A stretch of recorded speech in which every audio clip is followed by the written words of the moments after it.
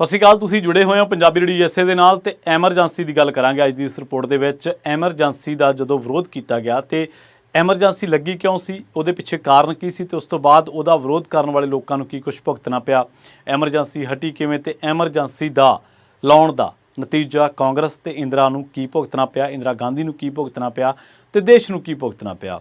ਸਭ ਤੋਂ ਵੱਡਾ ਨੁਕਸਾਨ ਕਾਂਗਰਸ ਦੀ ਜਿਹੜੀ ਇੱਕ ਕ੍ਰੈਡੀਬਿਲਿਟੀ ਹੁੰਦੀ ਹੈ ਉਹਨੂੰ ਲੱਗਿਆ, ਕਿਉਂਕਿ ਕਾਂਗਰਸ ਆਜ਼ਾਦੀ ਦੀ ਲੜਾਈ ਦੇ ਵਿੱਚ ਲੜ ਰਹੀ ਪਾਰਟੀ ਸੀਗੀ ਤੇ ਉਸ ਸਮੇਂ ਕਾਂਗਰਸ ਆਪਣੇ ਆਪ ਨੂੰ ਅਧਿਕਾਰਾਂ ਦੀ ਮੁਦਈ, ਆਪਣੇ ਆਪ ਨੂੰ ਲੋਕ ਹਿੱਤਾਂ, ਲੋਕਾਂ ਦੇ ਹੱਕ ਹਕੂਕਾਂ ਦੀ ਲੜਾਈ ਲੜਨ ਵਾਲੀ ਸਿਆਸੀ ਪਾਰਟੀ ਦੱਸਦੀ ਰਹੀ। ਪਰ ਜਦੋਂ ਐਮਰਜੈਂਸੀ ਲਾਈ ਗਈ ਤਾਂ ਕਾਂਗਰਸ ਦਾ ਇਹ ਜਿਹੜਾ ਇੱਕ ਕਿਰਦਾਰ ਸੀਗਾ ਸਾਰਿਆਂ ਦੇ ਸਾਹਮਣੇ ਉਹ ਆ ਚੁੱਕਿਆ ਸੀਗਾ। ਤੇ ਉਸ ਤੋਂ ਬਾਅਦ ਅੱਜ ਬੇਸ਼ੱਕ ਕਾਂਗਰਸੀ MP ਜਿਹੜੇ ਜਿੱਤੇ ਆ ਉਹ ਸੰਵਿਧਾਨ ਦੀ ਕਾਪੀ ਫੜ ਕੇ ਸਹੁੰ ਚੁੱਕ ਰਹੇ ਆ, ਪਰ ਅਸਲ ਦੇ ਵਿੱਚ ਇਹਨਾਂ ਲੋਕਾਂ ਨੂੰ ਇਹ ਨਹੀਂ ਪਤਾ ਕਿ ਸੰਵਿਧਾਨ ਨੂੰ ਸਭ ਤੋਂ ਵੱਡੀ ਜਦੋਂ ਸੱਟ ਵੱਜੀ ਸੀ ਉਹ ਐਮਰਜੈਂਸੀ ਵੇਲੇ ਵੱਜੀ ਸੀ 1975 ਦੇ ਵਿੱਚ। 25 ਜੂਨ 1975 ਨੂੰ ਇੰਦਰਾ ਗਾਂਧੀ ਨੇ ਦੇਸ਼ ਦੇ ਵਿੱਚ ਐਮਰਜੈਂਸੀ ਲਾ ਦਿੱਤੀ ਸੀ। ਇਹਦਾ ਮਤਲਬ ਇਹ ਨਹੀਂਗਾ ਕਿ ਉਸ ਤੋਂ ਬਾਅਦ ਜਿਹੜੀਆਂ ਸਰਕਾਰਾਂ ਆਈਆਂ ਉਹਨਾਂ ਨੇ ਬੜੇ ਵਧੀਆ ਤਰੀਕੇ ਦੇ ਨਾਲ ਸੰਵਿਧਾਨ ਦੀ ਪਾਲਣਾ ਕੀਤੀ। ਅੱਜ ਵੀ ਜਿਹੜੀ ਮੌਜੂਦਾ ਸਰਕਾਰ ਹੈ ਇਹ ਬੇਸ਼ੱਕ ਦੇਸ਼ ਨੂੰ ਚਲਾ ਤਾਂ ਰਹੀ ਹੈ, ਪਰ ਇਹਦੇ ਵਿੱਚ ਵੀ ਕਈ ਥਾਵਾਂ 'ਤੇ ਇਹ ਲੱਗਦਾ ਕਿ ਪ੍ਰਭਾਵ ਇਹ ਜਾਂਦਾ ਕਿ ਸ਼ਾਇਦ ਅਣਐਲਾਨੀ ਐਮਰਜੈਂਸੀ ਦੇ ਵਿੱਚੋਂ ਲੰਘ ਰਹੇ ਹਾਂ। ਜਿਸ ਤਰੀਕੇ ਦੇ ਨਾਲ ਜੁਡੀਸ਼ਰੀ ਦੇ ਵਿੱਚੋਂ ਗੱਲਾਂ ਸੁਣਦੇ ਹਾਂ, ਜਿਸ ਤਰੀਕੇ ਦੀਆਂ ਏਜੰਸੀਆਂ ਦਾ ਕਾਰਕਰਦਗੀ ਹੈ, ਜਿਸ ਤਰੀਕੇ ਦੀ ਕਾਰਕਰਦਗੀ ਲੀਡਰਾਂ ਦੀ ਹੈ, ਲਾਅ ਮੇਕਰਸ ਦੀ ਕਾਰਕਰਦਗੀ ਹੈ, ਇੰਸਟੀਟਿਊਸ਼ਨਸ ਨੇ ਜਿਹੜੇ ਜਿਨ੍ਹਾਂ ਦਾ ਕੰਮ ਹੀ ਲੋਕਾਂ ਦੇ ਵਿੱਚ ਭਰੋਸੇਯੋਗਤਾ ਬਹਾਲ ਕਰਨਾ ਹੁੰਦਾ, ਉਹਨਾਂ ਦੀ ਭਰੋਸੇਯੋਗਤਾ ਘਟੀ ਕਿਵੇਂ, ਉਹਨਾਂ ਦੀ ਕ੍ਰੈਡੀਬਿਲਿਟੀ ਡਾਊਨ ਕਿਵੇਂ ਹੋਈ ਹੈ। ਤੇ ਇਹਦੇ ਨਾਲ ਇਹ ਪ੍ਰਭਾਵ ਇੱਕ ਆਮ ਨਾਗਰਿਕ ਨੂੰ ਗੋਦੀ ਮੀਡੀਆ ਉੱਤੇ ਜਿਹੜਾ ਉਹ ਕੰਟਰੋਲ ਕਰ ਲੈਣਾ, ਔਰ ਜਿਹੜਾ ਵੀ ਮੀਡੀਆ ਗੱਲ ਕਰੇ, ਜਿਹੜਾ ਵੀ ਪੱਤਰਕਾਰ ਗੱਲ ਕਰੇ ਉਹਦੇ ਉੱਤੇ ਪਰਚਾ ਪਾ ਕੇ ਉਹਨੂੰ ਜੇਲ੍ਹਾਂ ਦੇ ਵਿੱਚ ਸੁੱਟ ਦੇਣਾ, ਘੱਟ ਗਿਣਤੀਆਂ ਦੇ ਅਧਿਕਾਰਾਂ ਨੂੰ ਕੁਚਲ ਦੇਣਾ, ਘੱਟ ਗਿਣਤੀਆਂ ਨੂੰ ਇੱਕ ਵੱਖਰੇ ਤਰੀਕੇ ਦੇ ਨਾਲ ਉਹਨਾਂ ਦੇ ਮਾਮਲਿਆਂ ਦੇ ਵਿੱਚ ਪੇਸ਼ ਜਾਂ ਇੱਕ ਵੱਖਰੇ ਤਰੀਕੇ ਦੀ ਪਹਿਲ ਜਾਂ ਇੱਕ ਵੱਖਰੇ ਤਰੀਕੇ ਦੀ ਅਪਰੋਚ ਰੱਖਣਾ ਮਸ਼ੀਨਰੀ ਦੇ ਤੌਰ 'ਤੇ ਵੀ, ਉਹ ਵੀ ਸਾਰਾ ਕੁਝ ਗਲਤ ਕਿਹਾ ਜਾ ਸਕਦਾ। ਤੇ ਇਹ ਅਣਐਲਾਨੀ ਐਮਰਜੈਂਸੀ ਨਾਲੋਂ ਘੱਟ ਨਹੀਂ ਹੈ। ਅਣਐਲਾਨੀ ਐਮਰਜੈਂਸੀ ਦੀ ਗੱਲ ਕਰਾਂਗੇ, ਪਰ ਪਹਿਲਾਂ ਐਮਰਜੈਂਸੀ ਦੀ ਆਪਾਂ ਗੱਲ ਕਰਦੇ ਹਾਂ। 25 ਜੂਨ 1975 ਨੂੰ ਐਮਰਜੈਂਸੀ ਦਾ ਇੰਦਰਾ ਗਾਂਧੀ ਨੇ ਐਲਾਨ ਕਰ ਦਿੱਤਾ ਸੀ। 25 ਜੂਨ ਦੀ ਰਾਤ ਨੂੰ ਇਹ ਐਲਾਨ ਕੀਤਾ ਗਿਆ ਸੀਗਾ। ਜਿਹੜੇ ਲੋਕ ਰਾਤ ਨੂੰ ਸੁੱਤੇ ਸੀ, ਬੇਸ਼ੱਕ ਉਹ ਇੱਕ ਆਜ਼ਾਦ ਭਾਰਤ ਦੇ ਵਿੱਚ ਅਧਿਕਾਰਾਂ ਦੇ ਨਾਲ ਸੁੱਤੇ ਸੀਗੇ ਕਿਹਾ ਜਾਂਦਾ, ਪਰ ਜਦੋਂ ਉਹ ਉੱਠੇ ਸੀ ਤਾਂ ਉਹਨਾਂ ਦੇ ਕੋਲੇ ਕੋਈ ਅਧਿਕਾਰ ਨਹੀਂ ਸੀਗਾ। ਇੰਦਰਾ ਗਾਂਧੀ ਨੇ ਗੁੱਸੇ ਦੇ ਵਿੱਚ ਆ ਕੇ 25 ਜੂਨ ਦੀ ਰਾਤ ਨੂੰ ਐਮਰਜੈਂਸੀ ਲਾ ਦਿੱਤੀ ਸੀ, ਕਿਉਂਕਿ ਇਲਾਹਾਬਾਦ ਹਾਈ ਕੋਰਟ ਨੇ ਜਿਹੜੀ ਉਹਦੀ ਮੈਂਬਰ ਪਾਰਲੀਮੈਂਟ ਦੀ ਚੋਣ ਹੋਈ ਸੀ ਉਹਦੀ ਚੋਣ ਨੂੰ ਗੈਰ ਕਾਨੂੰਨੀ ਕਰਾਰ ਦਿੱਤਾ ਗਿਆ ਸੀਗਾ। ਤੇ ਉਸ ਤੋਂ ਬਾਅਦ ਐਮਰਜੈਂਸੀ 21 ਮਾਰਚ 1977 ਤੱਕ 19 ਮਹੀਨੇ ਲਾਗੂ ਰਹੀ। ਐਮਰਜੈਂਸੀ ਨੂੰ 49 ਸਾਲ ਬੀਤ ਚੁੱਕੇ ਆ, ਪਰ ਕਿਹਾ ਜਾਂਦਾ ਕਿ ਐਮਰਜੈਂਸੀ ਦੇ ਕਰਕੇ ਜੋ ਡੈਂਟ ਪਿਆ ਸੀ ਕਾਂਗਰਸ ਦੇ ਵਿੱਚ ਜਾਂ ਜੋ ਡੈਂਟ ਪਿਆ ਸੀ ਇੰਦਰਾ ਗਾਂਧੀ ਦੀ ਛਵੀ ਉੱਤੇ, ਉਹ ਕਦੇ ਵੀ ਉਹਦਾ ਖਹਿੜਾ ਨਹੀਂ ਉਸਨੇ ਛੱਡਿਆ। ਵਿਰੋਧੀ ਲੀਡਰਾਂ ਨੂੰ ਚੁਣ ਕੇ ਗ੍ਰਿਫਤਾਰ ਕਰਕੇ ਜੇਲ੍ਹਾਂ ਦੇ ਵਿੱਚ ਡੱਕ ਦਿੱਤਾ ਗਿਆ। ਨੌਜਵਾਨਾਂ ਦੀ ਫੜੋ ਫੜਾਈ ਹੋ ਗਈ, ਸਮਾਜਿਕ ਕਾਰਕੁਨਾਂ ਨੂੰ ਫੜਿਆ ਗਿਆ, ਪ੍ਰੈਸ ਦੀ ਆਜ਼ਾਦੀ ਖਤਮ ਕਰ ਦਿੱਤੀ ਗਈ। ਇਹਦੇ ਨਾਲ ਜਿਹੜੇ ਲੋਕ ਐਮਰਜੈਂਸੀ ਦਾ ਵਿਰੋਧ ਕਰਦੇ ਸੀ, ਭਾਵੇਂ ਉਹ ਕੋਈ ਸਮਾਜਿਕ ਕਾਰਕੁਨ ਨਹੀਂ ਸੀਗੇ, ਭਾਵੇਂ ਉਹ ਕੋਈ ਪੋਲੀਟੀਕਲ ਲੋਕ ਨਹੀਂ ਸੀ, ਪਰ ਇੱਕ ਵਿਅਕਤੀ ਦੇ ਤੌਰ 'ਤੇ, ਇੱਕ ਇੰਡੀਵਿਜੂਅਲ ਦੇ ਤੌਰ 'ਤੇ ਆਪਣੀ ਗੱਲ ਰੱਖਦੇ ਸੀਗੇ, ਉਹਨਾਂ ਨੂੰ ਵੀ ਫੜ ਕੇ ਜੇਲ੍ਹ ਨਹੀਂ ਡੱਕਿਆ ਗਿਆ। ਔਰ ਜੇਲ੍ਹ ਹੀ ਨਹੀਂ ਡੱਕਿਆ ਗਿਆ, ਉਹਨਾਂ ਦੇ ਉੱਤੇ ਤਸੀਹੇ ਵੀ ਕੀਤੇ ਗਏ।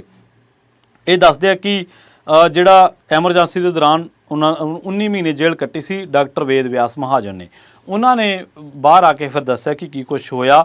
ਉਸ ਤੋਂ ਇਲਾਵਾ ਕਰੀਬ 1,40,000 ਲੋਕਾਂ ਨੂੰ ਗ੍ਰਿਫਤਾਰ ਕਰਕੇ ਜੇਲ੍ਹਾਂ ਦੇ ਵਿੱਚ ਡੱਕਿਆ ਗਿਆ। ਐਮਰਜੈਂਸੀ ਦੇ ਵਿੱਚ ਇਕੱਲਾ ਪੰਜਾਬ ਹੀ ਨਹੀਂ ਗਾ, ਬਹੁਤ ਸਾਰੇ ਦੂਜੇ ਸੂਬਿਆਂ ਦੇ ਵਿੱਚ ਵੀ ਐਮਰਜੈਂਸੀ ਦਾ ਵਿਰੋਧ ਹੋਇਆ। ਇਹ ਕਿਹਾ ਜਾਂਦਾ ਹੈ ਕਿ ਜਿਹੜਾ ਬੰਗਾਲ ਦਾ ਤਤਕਾਲੀ ਮੁੱਖ ਮੰਤਰੀ ਸੀ ਸਿਧਾਰਥ ਸ਼ੰਕਰ ਰੇ, ਉਹਨੇ ਦਿੱਲੀ ਆ ਕੇ ਜਦੋਂ ਦਿੱਲੀ ਦੇ ਵਿੱਚ ਉਹਦੀ ਚੋਣ ਨੂੰ ਚੁਣੌਤੀ ਦਿੱਤੀ ਸੀਗੀ ਤੇ ਉਹ ਚੋਣ ਰੱਦ ਹੋ ਗਈ ਜਿਹੜੀ ਉਹਨੇ ਲੜੀ ਸੀਗੀ ਐਮਰਜੈਂਸੀ ਤੋਂ ਪਹਿਲਾਂ ਇੰਦਰਾ ਗਾਂਧੀ ਨੇ। ਤਾਂ ਉਸ ਤੋਂ ਬਾਅਦ ਕੀ ਹੋਇਆ ਕਿ ਇਹ ਸਿਧਾਰਥ ਸ਼ੰਕਰ ਰੇ ਦਿੱਲੀ ਆਉਂਦਾ ਤੇ ਉਹ ਐਮਰਜੈਂਸੀ ਦਾ ਸੁਝਾਅ ਦਿੰਦਾ ਇੰਦਰਾ ਗਾਂਧੀ ਨੂੰ। ਇੰਦਰਾ ਗਾਂਧੀ ਨੇ ਗ੍ਰਹਿ ਸਕੱਤਰ ਨੂੰ ਐਮਰਜੈਂਸੀ ਫਾਈਲ ਤੇ ਦਸਤਖਤ ਕਰਨ ਦੇ ਲਈ ਕਿਹਾ, ਪਰ ਜਦੋਂ ਉਹਨੇ ਕਹਿੰਦੇ ਕਿ ਦਸਤਖਤ ਕਰਨ ਤੋਂ ਇਨਕਾਰ ਕਰ ਦਿੱਤਾ ਤਾਂ ਰਾਜਸਥਾਨ ਦੇ ਮੁੱਖ ਮੰਤਰੀ ਦੇ ਸਕੱਤਰ ਸੀਗੇ ਉਹਨੂੰ ਬੁਲਾਇਆ ਗਿਆ ਤੇ ਗ੍ਰਹਿ ਸਕੱਤਰ ਬਣਾ ਦਿੱਤਾ ਗਿਆ ਤੇ ਉਹਨਾਂ ਨੂੰ ਐਮਰਜੈਂਸੀ ਦੇ ਹੁਕਮਾਂ ਤੇ ਦਸਤਖਤ ਕਰਨ ਦੇ ਲਈ ਕਿਹਾ ਗਿਆ। ਇੰਦਰਾ ਗਾਂਧੀ ਇੰਨਾ ਕੁ ਧੱਕਾ ਕਰਨ ਤੇ ਤੁਲੀ ਹੋਈ ਸੀਗੀ ਕਿ ਉਹਨੇ ਆਪਣੀ ਕੈਬਨਿਟ ਨੂੰ ਵੀ ਇਹਦੇ ਬਾਰੇ ਕੋਈ ਜਾਣਕਾਰੀ ਨਹੀਂ ਦਿੱਤੀ ਗਈ। ਤੇ ਉਹ ਜਿਹੜੇ ਲੋਕ ਉਸ ਦੌਰਾਨ ਕੁਝ ਚਸ਼ਮਦੀਦ ਗਵਾਹ ਸੀਗੇ, ਉਹ ਕਹਿੰਦੇ ਕਿ ਜਿਹੜੇ ਮਹਾਜਨ ਦੀ ਮੈਂ ਗੱਲ ਕਰਕੇ ਹਟਿਆ, ਉਹ ਕਹਿੰਦੇ ਕਿ ਐਮਰਜੈਂਸੀ ਦੇ ਦੌਰਾਨ ਹੀ ਸਾਨੂੰ ਦੋਵਾਂ ਪਿਓ ਪੁੱਤਾਂ ਨੂੰ ਜੇਲ੍ਹ ਦੇ ਵਿੱਚ ਡੱਕ ਦਿੱਤਾ ਗਿਆ। ਮੇਰੇ ਪਿਤਾ ਜੀ ਦਮੇ ਦੀ ਬਿਮਾਰੀ ਤੋਂ ਪੀੜਤ ਸਨ, ਉਹਨਾਂ ਨੂੰ ਘਰੋਂ ਚੁੱਕ ਕੇ ਲੈ ਗਏ ਤੇ ਪਰਿਵਾਰ ਨੂੰ ਆਰਥਿਕ ਤੰਗੀ ਦਾ ਵੀ ਸਾਹਮਣਾ ਕਰਨਾ ਪਿਆ। ਮੇਰੀ ਉਮਰ ਕਹਿੰਦੇ 21 ਸਾਲ ਸੀਗੀ ਤੇ ਮੇਰੀ ਪਤਨੀ ਚਿੰਤਤ ਸੀ। ਉਹ 8 ਨੀਂਦ ਦੀਆਂ ਗੋਲੀਆਂ ਲੈ ਕੇ ਸੌਂਦੀ ਸੀ। ਜੇਪੀ ਅੰਦੋਲਨ ਦੇ ਕਰਕੇ ਉਹ ਕਹਿੰਦੇ ਕਿ ਮੇਰੇ ਵਿਰੁੱਧ 48 ਕੇਸ ਦਰਜ ਹੋਏ ਤੇ ਮੈਂ 1976 ਦਸੰਬਰ ਦੇ ਵਿੱਚ ਜੇਲ੍ਹ ਦੇ ਵਿੱਚੋਂ ਬਾਹਰ ਆਉਣ ਦੇ ਵਿੱਚ ਕਾਮਯਾਬ ਹੋ ਗਿਆ। ਰਿਸ਼ਤੇਦਾਰਾਂ ਨੇ ਮੂੰਹ ਮੋੜ ਲਿਆ ਸੀ ਤੇ ਪਰਿਵਾਰ ਨੂੰ ਕਈ ਦੁਸ਼ਵਾਰੀਆਂ ਦਾ ਸਾਹਮਣਾ ਕਰਨਾ ਪਿਆ। ਮਹੇਸ਼ਵਰ ਦੱਸਦੇ ਨੇ, ਮਹੇਸ਼ਵਰ ਜਿਨ੍ਹਾਂ ਨੇ ਐਮਰਜੈਂਸੀ ਦੇ ਦੌਰਾਨ ਜੇਲ੍ਹ ਕੱਟੀ ਸੀ, ਉਹ ਕਹਿੰਦੇ ਕਿ ਮੈਂ ਵੀ ਅੰਡਰਗਰਾਊਂਡ ਹੁੰਦਾ ਸੀਗਾ ਉਦੋਂ, ਤੇ ਸਾਨੂੰ ਕਹਿੰਦੇ ਤਿਹਾੜ ਜੇਲ੍ਹ ਦੇ ਵਿੱਚ ਰੱਖਿਆ ਗਿਆ ਸੀ ਜਦੋਂ ਗ੍ਰਿਫਤਾਰ ਕੀਤਾ ਗਿਆ।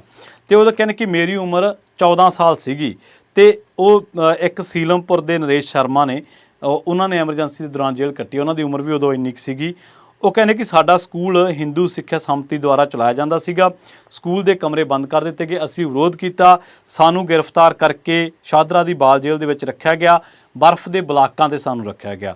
ਸਾਡੇ ਸਾਹਮਣੇ ਦਿੱਲੀ ਯੂਨੀਵਰਸਿਟੀ ਦੇ ਇੱਕ ਸਟੂਡੈਂਟ ਯੂਨੀਅਨ ਦੇ ਜਨਰਲ ਸਕੱਤਰ ਸੀਗੇ ਹੇਮੰਤ ਬਿਸ਼ਨੋਈ, ਉਹਨਾਂ ਨੂੰ ਨੱਕ ਦੇ ਵਿੱਚ ਉਹਨਾਂ ਦੇ ਨਮਕੀਨ ਪਾਣੀ ਪਾਇਆ ਗਿਆ।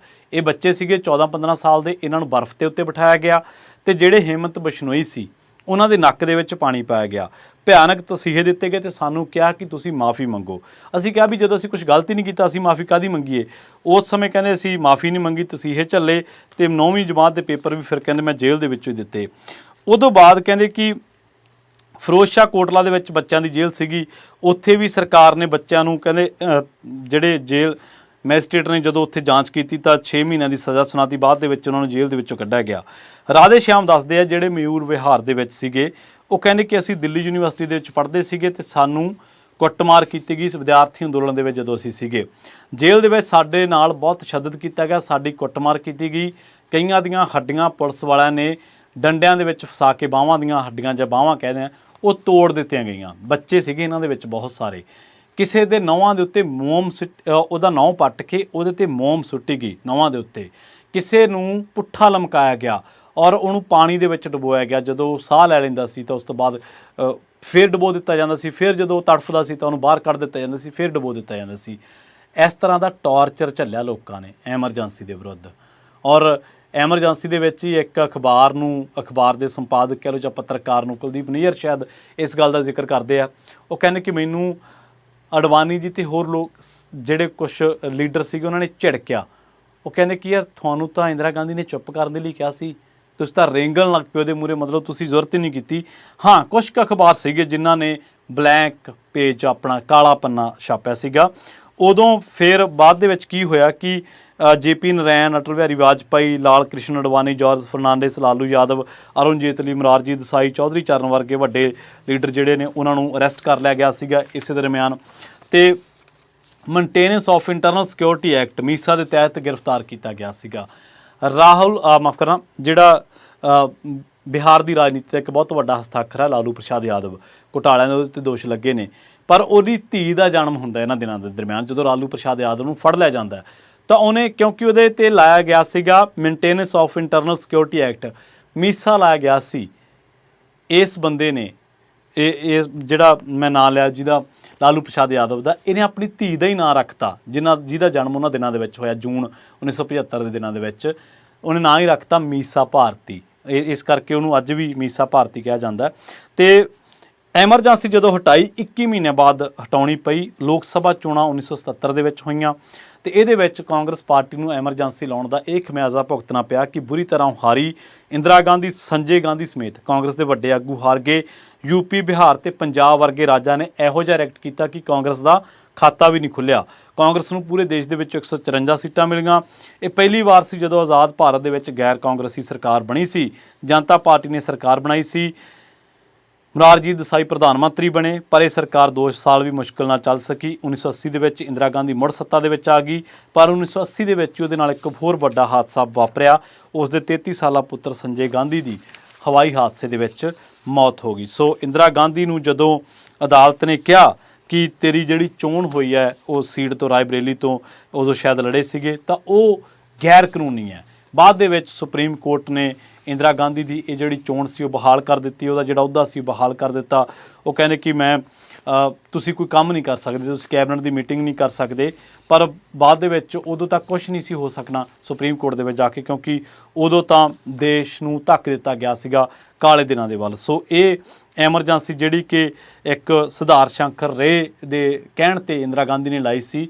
ਬੇਸ਼ੱਕ ਸਿਧਾਰਥ ਸ਼ੰਕਰ ਰੇ ਨੇ ਕਿਹਾ ਸੀਗਾ ਕਿ ਬਈ ਉਸ ਸੰਵਿਧਾਨ ਦੇ ਵੀ ਜਾਣਕਾਰ ਸੀਗੇ। ਉਹਨਾਂ ਨੇ ਕਿਹਾ ਸੀਗਾ ਕਿ ਜੇਕਰ ਤੁਸੀਂ ਗੱਦੀ ਤੇ ਬੈਠਣਾ ਹੈ ਤਾਂ ਤੁਹਾਡੇ ਕੋਲ ਇੱਕੋ ਹੀ ਰਾਹ ਬਚਿਆ। ਪਰ ਉਸ ਆਪ ਹੁਦਰਾਪਣ ਨੇ, ਉਸ ਗੈਰ ਜ਼ਿੰਮੇਵਾਰਾਨਾ ਅਪਰੋਚ ਨੇ, ਉਸ ਹੜਬੜਾਹਟ ਨੇ, ਉਸ ਹੰਕਾਰ ਨੇ ਕਾਂਗਰਸ ਪਾਰਟੀ ਦਾ ਅਸਲ ਚਿਹਰਾ ਲੋਕਾਂ ਦੇ ਸਾਹਮਣੇ ਲਿਆਂਦਾ ਕਿ ਕਿਵੇਂ ਇੱਕ ਇਹ ਨਿੱਜੀ ਪਰਿਵਾਰ ਦੀ ਜਗੀਰ ਹੈ ਤੇ ਉਸ ਜਗੀਰ ਨੂੰ ਇਹ ਨਿੱਜੀ ਪਰਿਵਾਰ ਦੇ ਜਿਹੜੇ ਉਹ ਲੋਕ ਨੇ ਉਹ ਆਪਣੇ ਸਿਆਸਤ ਦੇ ਹਿਸਾਬ ਦੇ ਨਾਲ, ਆਪਣੇ ਮੌਕੇ ਦੇ ਹਿਸਾਬ ਨਾਲ ਵਰਤਦੇ ਨੇ। ਅੱਜ ਵੀ ਬੇਸ਼ੱਕ ਬਾਅਦ ਦੇ ਵਿੱਚ ਰਾਹੁਲ ਗਾਂਧੀ ਨੂੰ ਇਹ ਕਹਿਣਾ ਪਿਆ ਕਿ ਜਿਹੜੀ ਐਮਰਜੈਂਸੀ ਲਾਈ ਸੀ ਉਹ ਗਲਤ ਸੀਗੀ।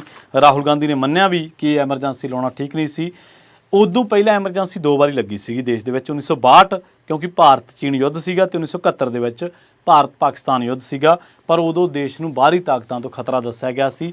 ਪਰ ਜਦੋਂ ਆਹ ਐਮਰਜੈਂਸੀ ਲਾਈ ਗਈ ਉਦੋਂ ਅੰਦਰੂਨੀ ਸਥਿਤੀ ਨੂੰ ਦੇਖਦਿਆਂ ਇੰਦਰਾ ਗਾਂਧੀ ਨੇ ਐਮਰਜੈਂਸੀ ਲਾਤੀ ਸੀ ਕਿ ਦਲੀਲ ਇਹ ਦਿੱਤੀ ਗਈ ਕਿ ਮੌਜੂਦਾ ਦੇਸ਼ ਦੀ ਸਥਿਤੀ ਜਿਹੜੀ ਆ ਉਹ ਦੇਸ਼ ਦੀ ਸੁਰੱਖਿਆ ਦੇ ਲਈ ਖਤਰਾ ਹੈ। ਪਰ ਉਹਨਾਂ 14-15 ਸਾਲ ਦੇ ਬੱਚਿਆਂ ਦਾ ਇੱਕ ਕਸੂਰ, ਜਿਨ੍ਹਾਂ ਦੇ ਨਹੁੰ ਪੱਟੇ ਗਏ, ਜਿਨ੍ਹਾਂ ਦੇ ਨਹੁੰਾਂ ਤੇ ਮੋਮ ਪਾਈ ਗਈ, ਜਿਨ੍ਹਾਂ ਨੂੰ ਪਾਣੀ ਦੇ ਵਿੱਚ ਡੁਬੋਇਆ ਗਿਆ, ਜਿਨ੍ਹਾਂ ਨੂੰ ਬਰਫ਼ ਦੀਆਂ ਸਿੱਲੀਆਂ ਤੇ ਬਿਠਾਇਆ ਗਿਆ, ਉਹਦਾ ਵਿਰੋਧ ਹੀ ਕਰ ਰਹੇ ਸੀ ਨਾ। ਉਹਨੇ ਕੋਈ ਇੰਦਰਾ ਗਾਂਧੀ ਦੀ ਕੁਰਸੀ ਨੂੰ ਤਾਂ ਜਾ ਕੇ ਨਹੀਂ ਹੱਥ ਪਾ ਲਿਆ ਸੀ ਉਹਨਾਂ ਲੋਕਾਂ ਨੇ। ਔਰ ਸਲਾਮ ਆ ਉਹਨਾਂ ਲੋਕਾਂ ਨੂੰ। ਪੰਜਾਬ ਦੇ ਵਿੱਚੋਂ ਪ੍ਰਕਾਸ਼ ਸਿੰਘ ਬਾਦਲ, ਪ੍ਰੇਮ ਸਿੰਘ ਚੰਦੂਮਾਜਰਾ, ਹੋਰ ਸਟੂਡੈਂਟ ਆਰਗੇਨਾਈਜੇਸ਼ਨਸ ਔਰ ਵੱਡੀ ਗਿਣਤੀ ਅਕਾਲੀ ਆਗੂ, ਇਹ ਕਹਿਣਾ ਬਣਦਾ ਆਪਣਾ। ਪੰਜਾਬੀਆਂ ਨੇ, ਸਿੱਖਾਂ ਨੇ 50,000 ਤੋਂ ਵੱਧ ਲੋਕਾਂ ਨੇ ਗ੍ਰਿਫਤਾਰੀਆਂ ਦਿੱਤੀਆਂ। ਇਹ ਛੋਟੀ ਗੱਲ ਨਹੀਂ ਹੈ। 1900 ਅੱਜ ਤੋਂ 50 ਸਾਲ ਪਹਿਲਾਂ ਪੰਜਾਬ ਦੀ ਆਬਾਦੀ ਕਿੰਨੀ ਕੁ ਹੋਣੀ ਹੈ। ਸੋ ਉਹ ਲੋਕ ਲੜੇ, ਉਹ ਲੋਕ ਸੰਵਿਧਾਨ ਦੇ ਖਾਤਰ ਲੜੇ। ਅੱਜ ਵੀ ਲੋਕ ਲੜ ਰਹੇ ਨੇ, ਪਰ ਅੱਜ ਲੜਾਈ ਅਣਐਲਾਨੀ ਐਮਰਜੈਂਸੀ ਦੇ ਵਿਰੁੱਧ ਹੈ। ਸੋ ਹਰ ਇੱਕ ਨੂੰ ਲੋਕਾਂ ਦੇ ਅਧਿਕਾਰਾਂ, ਹੱਕ, ਹਕੂਕਾਂ, ਉਹਨਾਂ ਦੇ ਹੱਕਾਂ ਦੀ ਲੜਾਈ, ਉਹਨਾਂ ਦੇ ਸੰਘਰਸ਼ਾਂ ਦਾ ਸਾਥ ਦੇਣਾ ਚਾਹੀਦਾ ਹੈ। ਬਹੁਤ ਬਹੁਤ ਧੰਨਵਾਦ। ਸਤਿ ਸ਼੍ਰੀ ਅਕਾਲ।